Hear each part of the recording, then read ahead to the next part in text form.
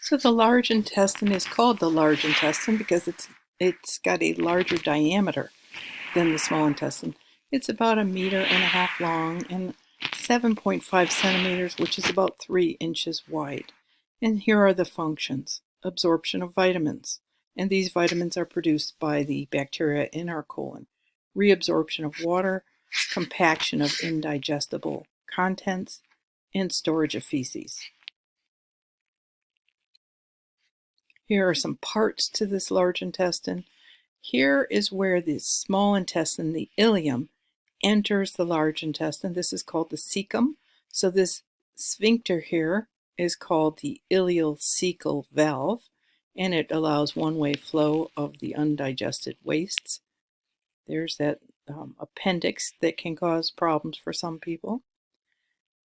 Going northward is the ascending colon, then the transverse colon, and then the descending colon. And this S-shaped curve here is called the sigmoid colon.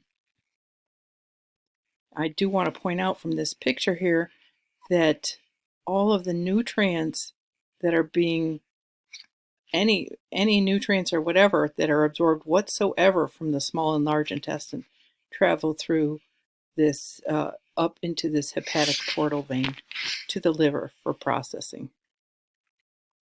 And then there are some bands of muscle tissue along the outside of the large intestine, and then these tiny, not tiny, but small units, little houses called haustra, and they permit extension and elongation of the large intestine. So the rectum is the last portion, and that is for storage of feces. A problem here for some people are hemorrhoids, which is distended veins in the wall of the rectum. The undigested food waste moves through the large intestine by way of peristalsis, and this is going to occur a few times each day. Water is reabsorbed in the large intestine. If you've had diarrhea, it is because the large intestine has not been reabsorbing the water. Important minerals are produced by the bacteria in the colon: vitamin K, vitamin B5, and vitamin B7. Feces are composed mostly of water, but 5% bacteria and a mixture of indigestible remains. Once the feces are forced into the rectum, it distends, triggering the defecation reflex. And there are two sphincters here, an external and an internal. Accessory organs of the digestive tract involve the salivary glands, the liver and gallbladder, and the pancreas.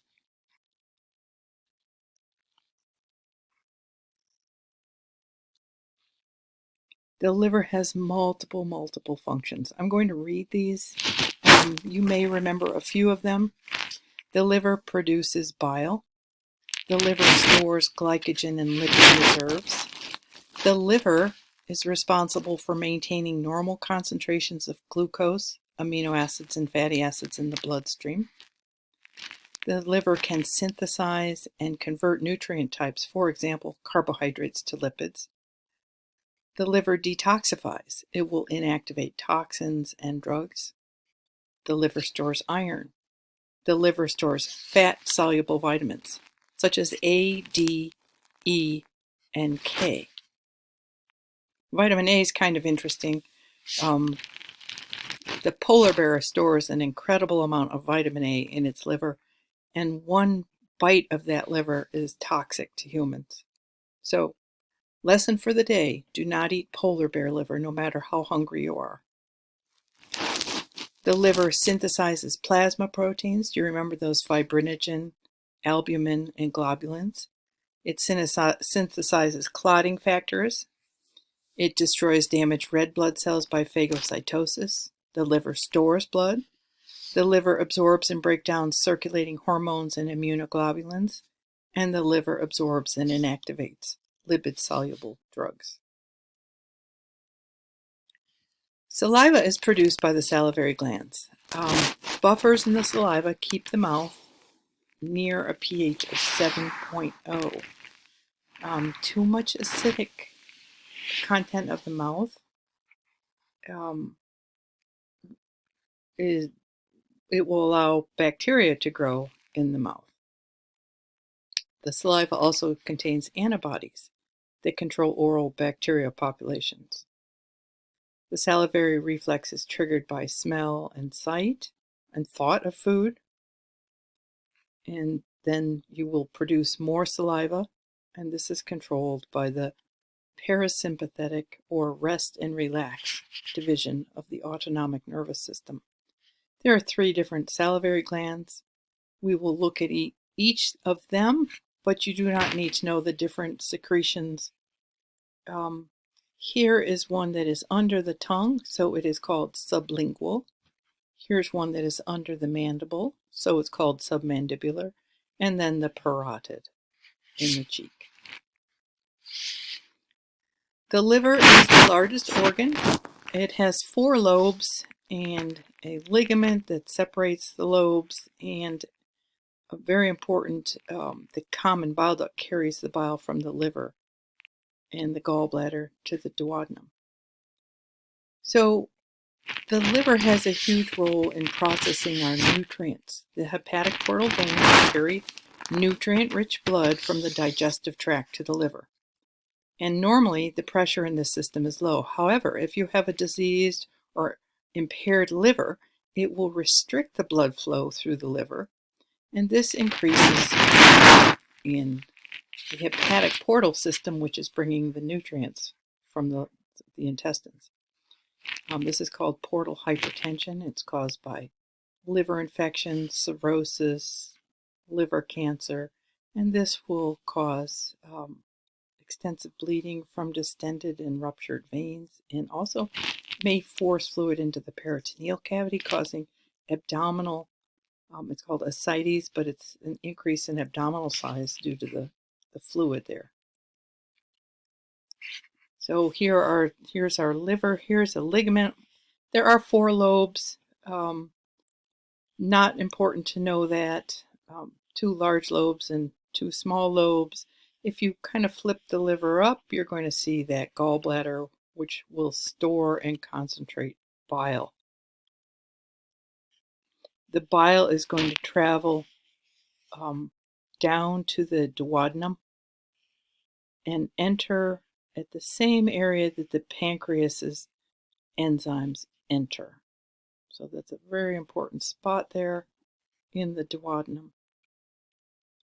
The pancreas, posterior to the stomach, is subdivided into lobules. The function that is exocrine is to produce enzymes for digestion. That would be about a liter per day, about a quart per day. And that pancreatic duct meets the bile duct right there in the duodenum at the ampulla. It's called the ampulla in the duodenum. Here's our pancreas. There is a duct traveling the length of it, and it's going to enter there in the duodenal ampulla. And so the digestive enzymes are going to drain into this duct and be released here.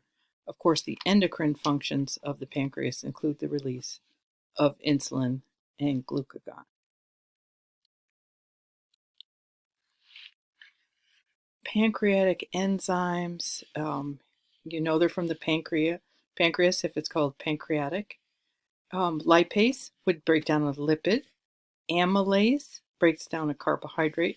Nuclease breaks down nucleic acids. And proteolytic means it breaks down proteins. So the words can tell you what those enzymes are acting on. Just like with the stomach, the protein digesting enzymes are secreted as inactive proenzymes, and then they'll be activated in the duodenal lumen. And those enzymes include trypsin, chymotrypsin, and carboxypeptidase.